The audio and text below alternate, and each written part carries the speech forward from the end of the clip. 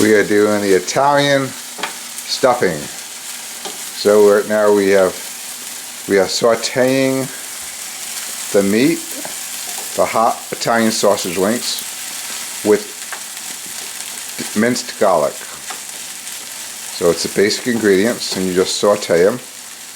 And then we're going to be adding to this some sauce and some Italian breadcrumb. It's a very easy meal, but boy is it delicious.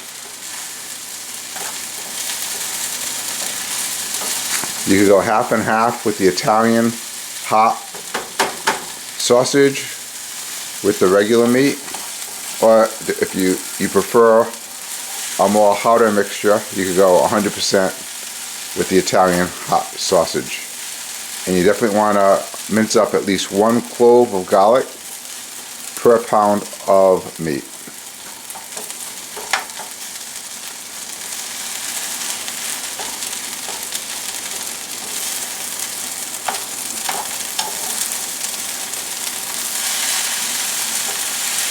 You want to saute it until it's a golden brown.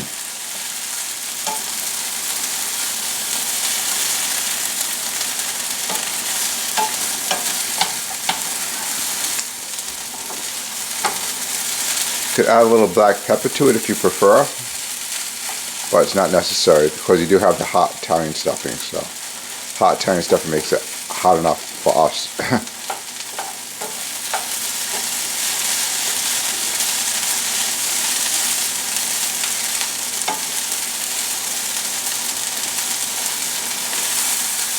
We're using the Impossible Beyond Beef hot Italian sausages, but you could use regular Italian sausage as well.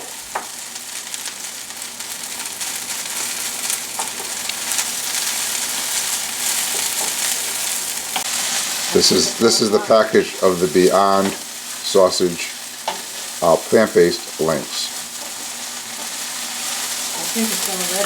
Yep, it smells great. So now we're going to be adding this to the mixture. As you can see, it's a nice golden brown. What we'll now be doing is we're going to be adding. We have approximately 1.5 pounds of meat. So for each pound of meat, we add 24 ounces of the Italian breadcrumb, and you check for consistency. So we'll probably be adding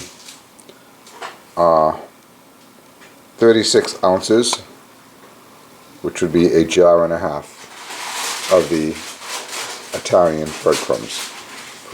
You could use any brand, but Italian is preferred, because they are Italian stuffed peppers. We're going to be adding the Italian stuffed the breadcrumbs, and then we're also going to be adding water to this, and we're going to be adding tomato sauce. You can make your own tomato sauce, or you can get any kind you would like. We do prefer watching our sodium levels. It's very important not to have too much salt, because that can cause you to have an increased blood pressure, hypertension. So we're going to go with the lower sodium, or you can mix it half and half. Open it. We're going to add half and half, 1.5 containers, 24 ounce, and then 12. I add the tomato sauce, and we'll check for consistency, and we might have to add another jar or half a jar. You can add water to the jar and mix up, and add a little water as well to mix to get the final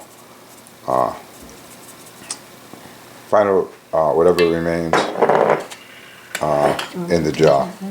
We need 2 jars of the sauce, so we're going to go with the tomato and basil premium pasta sauce. This does not have too much salt in it as well. It has a little bit more than the other one, but relatively speaking, it has 14% or 320 milligrams per serving. So we're going half and half with that particular jar, and this particular one, which is a lower sodium, which This particular one has 15% of. Actually, both of these here particular containers have low sodium, both sauce, and you got to definitely be careful when you get tomato sauce, because some of the tomato sauces are very, very high. The ones that are already prepared, very, very high. We're going to add some water to this too, obviously, to have a more liquid consistency. Almost we want like a paste-like consistency.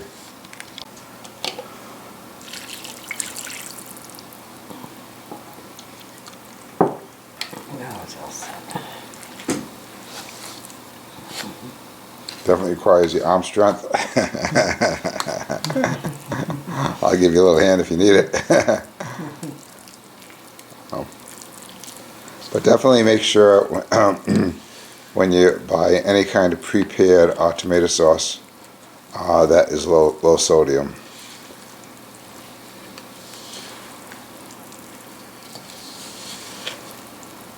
And these two particular brands, the Botticelli is relatively low sodium. And this one clearly says lower sodium as well. Pretty good. We have been adding a little bit more water as it was still too thick, too viscous. So, and this hopefully will do it. And we'll show you the consistency. So I've basically added approximately 2 additional jars of water. 2 jars of water. 2 jars of water on top of the 2 bottles of the sauce. Now you can see the consistency. So that you can basically take this here, it's almost like a putty. No, wait. Not too loose, but not too thick. So, there you go. You now want to lightly coat the pan with any kind of oil. We're using extra virgin olive oil, but it really does not matter. It could be canola oil. And the reason why you do this here is you want to coat the peppers after they're stuffed and spin them, and we'll show you how we're going to do that. So depending obviously on how many peppers you're going to have, we're going to have 12 peppers, so we're going to have 2 separate platings. We've got 2 separate trays. Here's one tray, here's another tray. Just gently coat.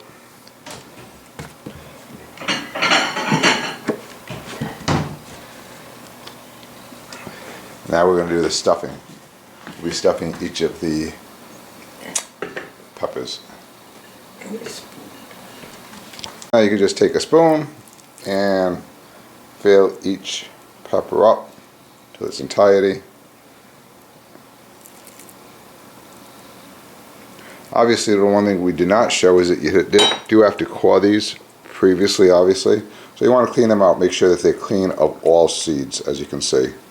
That's very important. If there are any seeds, wash them out as well. Give them one quick look through, and then we're going to be stuffing them. That's what we're doing right now.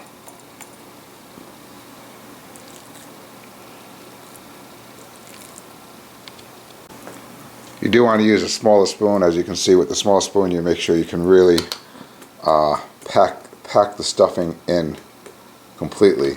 That's so important. So use the smaller spoons as we're using now. So we've gently coated the 12 peppers. We do have more than enough stuffing, so what we're going to do with this stuffing is tomorrow I'm going to go and buy about 4 more peppers and stuff them. It looks like we probably have enough for probably about 2 peppers, but that's okay. 2 or 3, I would say. But I just wanted to show you, better to have a little bit more stuffing than not enough. Like I said, if you have extra stuffing, the labor is already done. Just go out and buy yourself a couple more peppers. And now they're going to go into the oven, which was preheated at We covered them now so they don't 400 degrees, and we are going to cover them also with aluminum foil, just so that they do not splatter, nothing splatters. So, and they'll be cooked in the oven for approximately 1 hour at 400 degrees. So our peppers are now going in the oven. As you can see, we don't like to have the aluminum right on our food, so we put the parchment paper down first, and then we'll put the aluminum foil over the parchment paper. You can see we have them in the oven for, going to be in there for 1 hour at 400 degrees. So our kitchen timer has gone off for 1 hour, and now we will look at the final project.